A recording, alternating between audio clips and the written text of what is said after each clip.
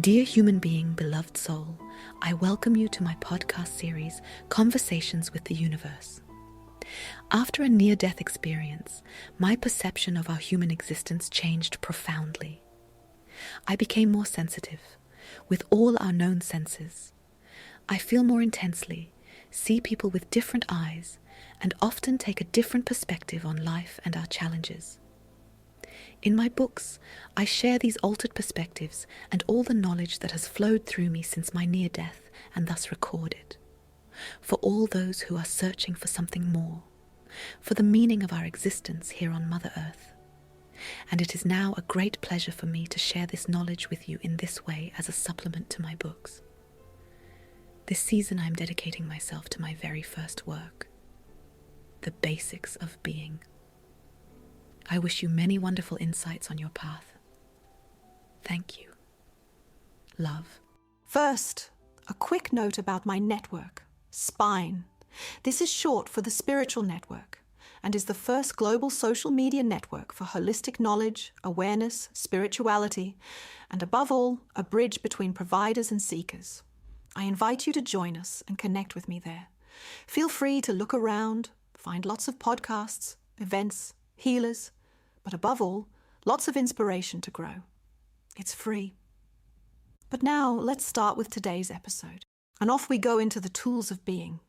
We begin with the backpack. You're probably familiar with the saying, we all carry our own baggage. I know many people who see the world and their lives in this way, but it doesn't have to be that way, because this sentence means something like, we all have no choice and must accept our fate. Can you imagine that we all carry a bag that is equipped with talents, gifts, and tools for life here on Earth? If not, then it's high time you took a closer look at it, and in doing so, shifted and expanded your consciousness a little bit.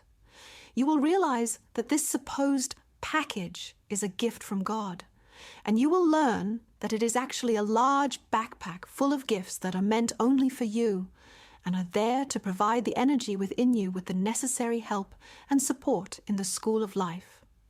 You are surely aware that without writing materials and books, you are lost in this school. But as long as you don't even acknowledge your backpack and try to suppress it, you have once again failed to open your spiritual eyes. Yet it is so easy and requires only a single decision. What could be in such a backpack of life? Well, for example, the gift of good communication and the ability to approach people where others would shy away. Or conversely, the gift of listening. Or a talent for planning or being very creative. Life is so diverse in its forms. I could give hundreds of examples here, but no matter what you find in your backpack, only you can truly develop these gifts. Excuses don't count here because there is no excuse for not living your life authentically.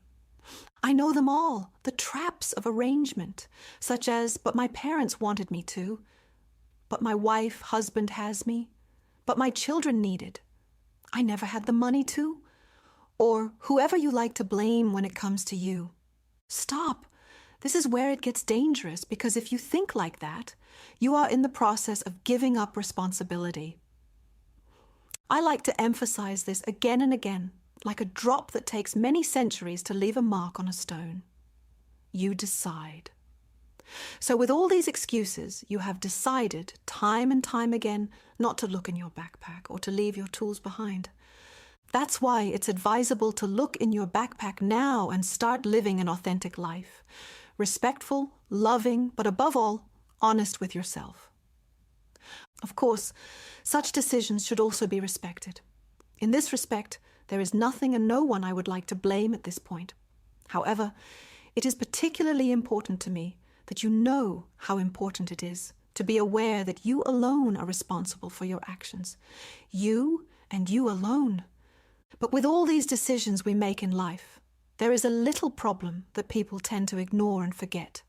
The factor of time. Time that you can never get back. Time that leaves its mark on you and on the world. Time that runs out like an hourglass and then you no longer have. To experience your real desires and dreams. Time that is lost. Forever. Another tool of being is time. Deciding not to use your tools or not wanting to learn about them always leaves a bitter aftertaste. Knowing who you are and what your potential is allows you to see situations more clearly and thus make faster and better decisions. But the more time passes without you looking into your backpack or not wanting to look, the more a fog will settle around your consciousness. You will literally become clouded. Every year of unconsciousness is another layer of fog, and unfortunately, this makes the decision to change it even more difficult, because it takes strength, a lot of strength, to be without your tools. Skiing without skis is certainly more strenuous than skiing with skis and poles. Grotesquely enough, however, it is precisely this strength that is needed to find your way out of the fog and discover your backpack in the first place. That is why I hope these lines reach you at a stage when you still have enough strength to emerge from your fog. I will help you, but you have to walk alone. Life is too precious to spend it practicing forgetting and repressing. It has so much more to offer you in terms of experiences, feelings, and beautiful new insights. Don't refuse to learn. Don't skip school. Something inside you wanted to use life to grow and develop.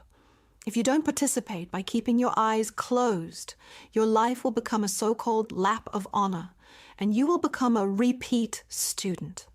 Yes, this term also applies in the school of life. Because what happens to those who keep their eyes closed? They don't move. They are moved. Their consciousness learns nothing but stagnation and powerlessness. And all this in the school of consciousness, of all places. Of course, the cosmos doesn't care when exactly you start or stop, only to start again another time and continue on. But there are pleasant times in school, and there are terrible times. That's why it could happen that this time you grow in a protected, peaceful, and disaster-free period in order to grow and expand your consciousness. And that, in the next round, you end up in a time when the earth is extremely threatened by natural disasters, or when humans destroy themselves in a masterstroke of unconsciousness. Do you feel that life is numbing or pushing you? Do you feel at the mercy of fate? Unable to do anything about the circumstances in which you live? Then you are well on your way to becoming a repeat student. And one thing you can be sure of, it will be the moment of transition to other planes, when you will bitterly regret all the wasted opportunities of this passage. Unfortunately, there is no going back. There is only a new beginning. But starting over means reincarnating, i.e., experiencing the powerlessness of childhood again. Then perhaps no longer well protected, but hungry or abused. It is not without reason that you are here now. Here, in this place, at this time. Something within you wanted to use the qualities of this time to gain a platform through very specific circumstances that would enable your consciousness to unfold and grow precisely in these circumstances. But if you do not do anything now, you will have to wait until the next life. Something within you wanted to use the qualities of this time to obtain, through very specific circumstances, a platform that would enable your consciousness to unfold and grow in precisely these circumstances. But if you don't participate now, then this whole endeavor will have been in vain, at least in terms of becoming aware of your actual talents, possibilities, and potential.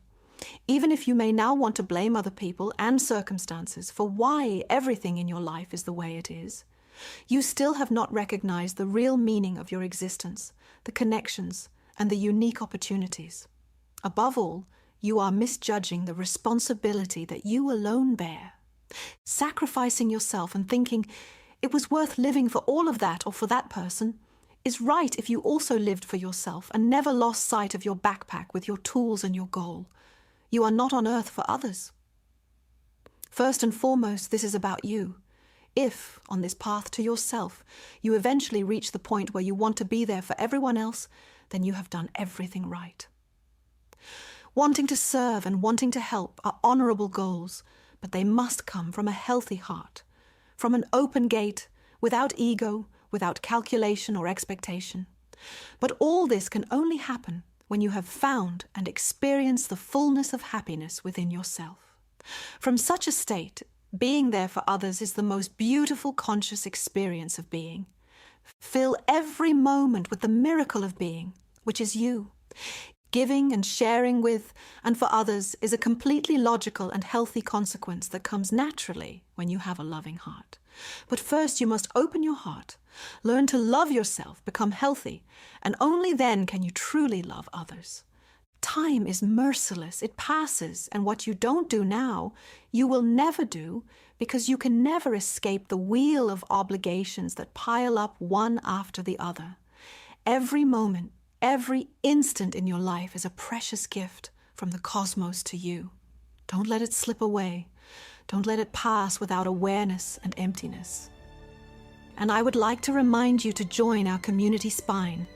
We are a community that wants to help you live a healthier life, practice your spirituality, and expand your consciousness. We help you find and connect with healers around the world, and we help you give your life a new meaning in different ways. We are Spine, connections that help.